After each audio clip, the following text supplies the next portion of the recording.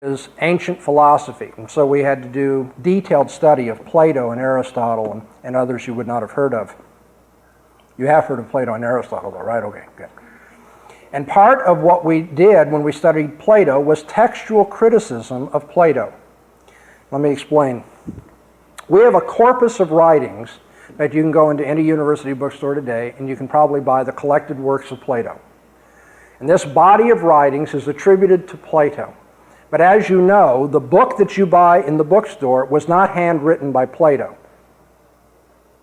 You did know that. Assure me that you knew that, okay? Somebody copied another copy of Plato, and that came from another copy on down, right? Now then, somebody could ask the question, did Plato actually write this particular line in the Republic? Is this paragraph his? You say, well, let's go back to the original. Oh, problem is we don't have the originals of Plato. We only have copies. And we do our best to construct what Plato actually said from the copies that are at hand. Now, our earliest extant manuscript of a work by Plato dates right before 900 AD. It's the Oxford B manuscript. It was found in a Patmos monastery by E.B. Clarke. It was a wondrous find in terms of Plato scholarship and so forth. But what I want you to see is this manuscript dates, even according to unbelievers, back to Plato, but the earliest we can go back is 900 years after Christ. Now, Plato flourished 350 years before Christ. So let's see if we can do our elementary math. 300 BC, or 350 BC, roughly, Plato is writing things, or so we believe, and these things are copied and copied and copied and copied and copied and copied, and finally a copy that was made about 900 AD is made.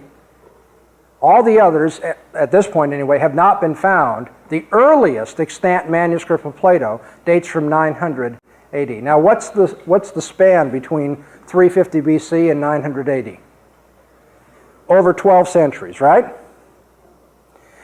Now, my philosophy professor and professors and others as well will hardly blink an eye about the reliability of the text of Plato that we have.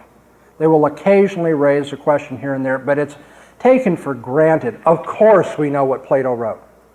And yet the very same people, or the students who are taught by the very same people, will ask this ignorant question about the Bible. Was it written? I mean, is the text we have before us, is it original? The gap between the earliest manuscripts of the New Testament that we have and the date of their writing is about 50 years. I'm going to use round numbers just to keep this simple. Anybody see what I'm getting at? The unbeliever who says, out of ignorant conjecture, well, I don't think you can trust the text of the New Testament, just doesn't know what he's talking about. Anybody who studied the subject knows that the Bible is the best attested manuscript from ancient history. Unbelievers will tell you that. That doesn't mean that they believe the Bible. That doesn't even mean that they're going to trust what it says. But they know that we're on far better ground in saying what Paul actually taught than what Plato actually taught. The text of the New Testament is remarkably uniform and well established. The reliability of the Old Testament text was demonstrated by the discovery of the Dead Sea Scrolls, now 40 years ago.